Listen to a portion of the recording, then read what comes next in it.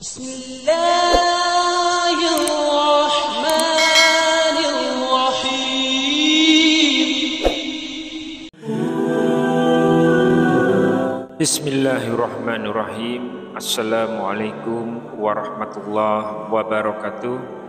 Syukur alhamdulillah kita masih dipertemukan kembali di channel ini. Salawat dan salam selalu dan tetap tercurahkan kepada junjungan kita Nabi besar Muhammad sallallahu alaihi wasallam. Allahumma sholli ala sayyidina Muhammad wa ala ali sayyidina Muhammad. Sahabat beriman yang dirahmati Allah, sesungguhnya hidayah adalah hak prerogatif Allah subhanahu wa ta'ala. Ia bisa datang kapan saja dan melalui jalan yang tak pernah kita sangka-sangka. Seperti kisah nyata berikut ini, bukan tentang seorang dai, bukan pula tentang ustadz, tapi tentang seorang wanita biasa yang bekerja sebagai petugas laundry di sebuah universitas ternama di Inggris. Hari-harinya dihabiskan untuk mengumpulkan pakaian kotor penghuni asrama, bahkan sebelum para mahasiswa bangun tidur. Ia menyortir satu persatu pakaian, memisahkan antara yang perlu dicuci tangan dan yang bisa masuk mesin.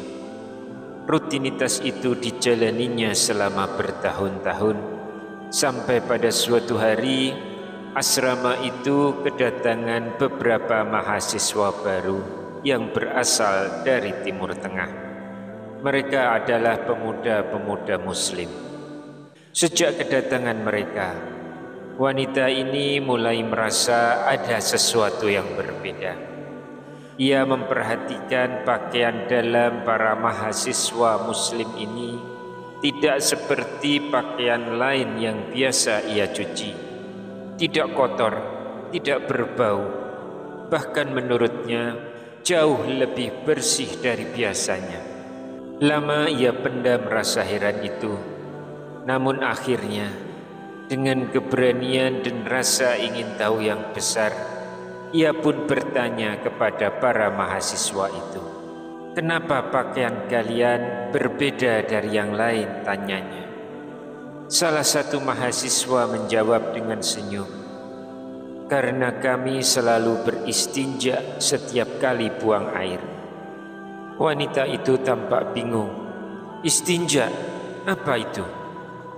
Lalu para mahasiswa pun menjelaskan bahwa dalam Islam, sebelum bersuci, kami tidak hanya menggunakan tisu, tapi juga mencuci bagian yang terkena najis dengan air. Mendengar penjelasan itu, wanita ini semakin penasaran. Apakah ini benar-benar bagian dari ajaran agama mereka? Ia ingin tahu lebih dalam. Akhirnya ia mendatangi seorang dosen Muslim, Dr. Soleh, seorang ulama asal Saudi yang mengajar di universitas itu. Ia ceritakan pengalamannya sebagai petugas laundry.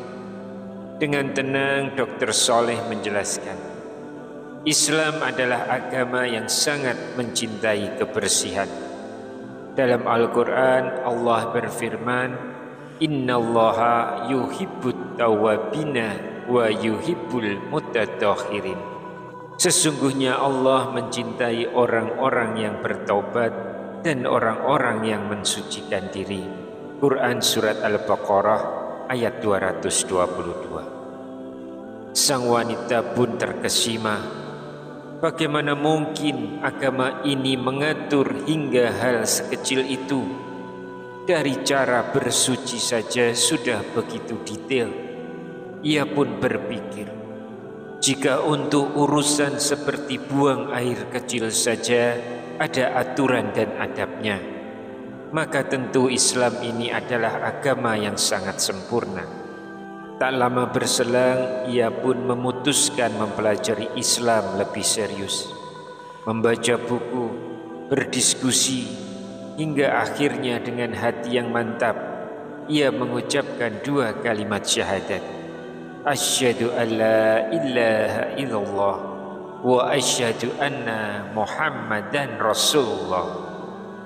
Aku bersaksi bahwa tidak ada Tuhan selain Allah, dan aku bersaksi bahwa Muhammad adalah utusan Allah. Masya Allah, hidayah itu datang lewat jalan yang tak biasa, lewat celana dalam yang bersih, sebuah isyarat kecil yang menggerakkan hati seorang wanita untuk mengenal Islam.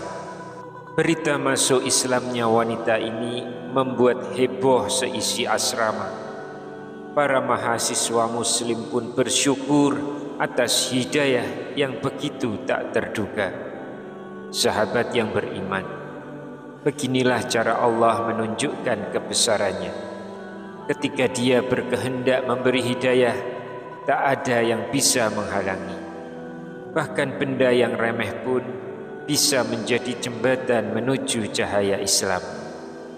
Maka jangan pernah meremehkan amal kecil, karena siapa tahu dari celana dalam yang bersih seorang hamba masuk Islam dan selamat dari api neraka.